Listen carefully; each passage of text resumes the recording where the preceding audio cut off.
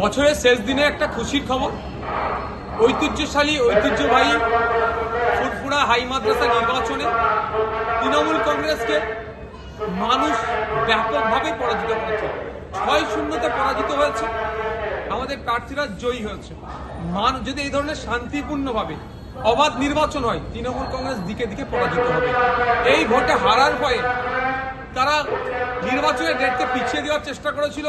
অবশেষে আমাদের পক্ষ থেকে কোর্টে গিয়েছিলাম, হাইকোর্ট থেকে রায় দেওয়ার পরে ডেডলাইন দিয়েছিল 31শে ডিসেম্বরের মধ্যে নির্বাচন করতে হবে। আজকে নির্বাচন হয়েছে, এই নির্বাচনে তৃণমূল কংগ্রেস ব্যাপকভাবে পরাস্ত হয়েছে। এটা কোনো বিচ্ছিন্ন ঘটনা নয়। এই ধরনের নির্বাচনে পরাজিত হওয়ার ভয়ে বিভিন্ন মাদ্রাসা বা শিক্ষা প্রতিষ্ঠানে নির্বাচনগুলোকে বন্ধ করে রেখেছে বা ডেটকে তারা এক্সটেন্ড করছে। যে রাজ্যের যে কোনো শিক্ষা প্রতিষ্ঠানে যদি নির্বাচন হয়, তৃণমূল কংগ্রেস এবং শান্তিপূর্ণ অবাধ নির্বাচন হয়, তৃণমূল কংগ্রেসের এই দুর্দশার চারিদিকে হবে।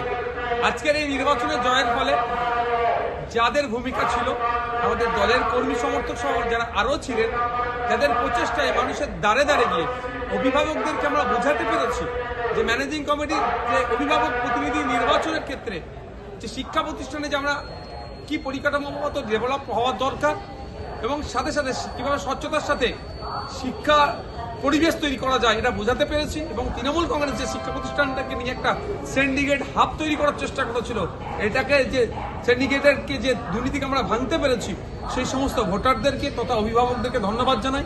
আরও ধন্যবাদ জানাই যাদের প্রচেষ্টায় আমরা আজকে জিততে পেরেছি, সেই সমস্ত আমাদের কর্মী সমর্থক এবং বিজেতা প্রত্যেক প্রার্থীকে আমরা ধন্যবাদ জানাচ্ছি।